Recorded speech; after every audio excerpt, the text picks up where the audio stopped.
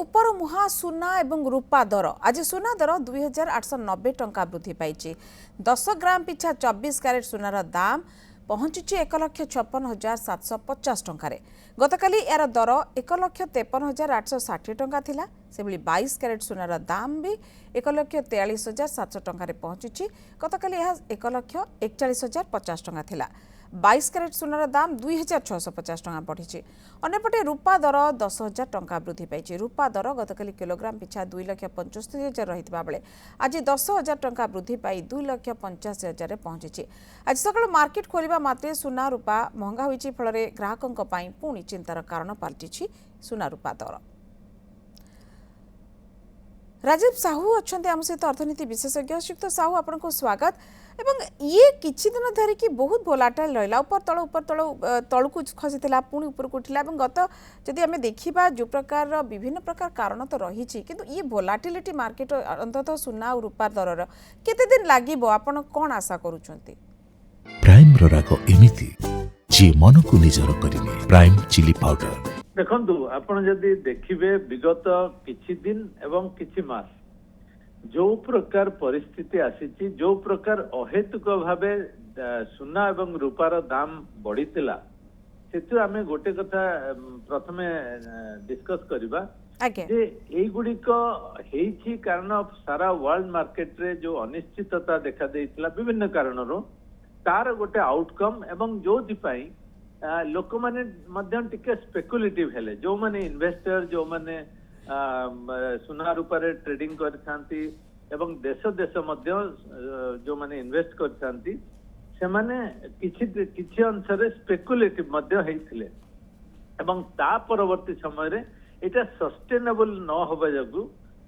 दाम रे किछिटा परिवर्तन देखा गला कमिला किंतु एई जो वर्तमान परिस्थिति एटा गोटे भोलाटाइल स्थिति जे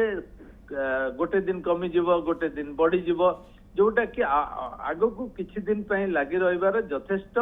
कारण रही संभावना रही किंतु जदि पचारिबे लॉन्ग टर्म रे एई दाम मेटाल जो प्रकार परिस्थिति आमे देखि आसछु अनेक वर्ष धरी एवं जो प्रकार डिमांड बढ़ी बढ़ी चली एई दामटी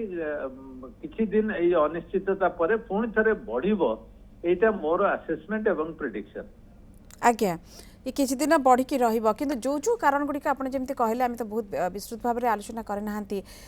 रूपार दाम टिके अधिक बढ़ीची जदि आमे देखिबा सुना तुलना रे एक कथा कहि परिबा निवेशकंकर बेसी टिके अधिक विश्वास बढ़ीची रूपा प्रति एवं सुना एते अधिक दाम जे कि पहुंची गलानी टिके तथापि एबे इन्वेस्टर्स माने टिके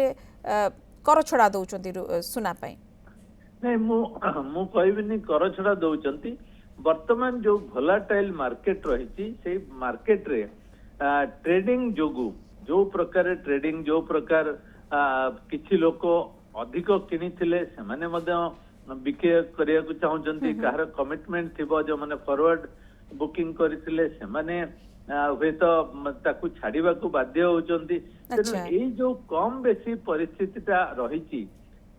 तार कारण होची अहेतुक वृद्धि स्पेकुलेटिव ट्रेडिंग बिल्कुल एवं तापरे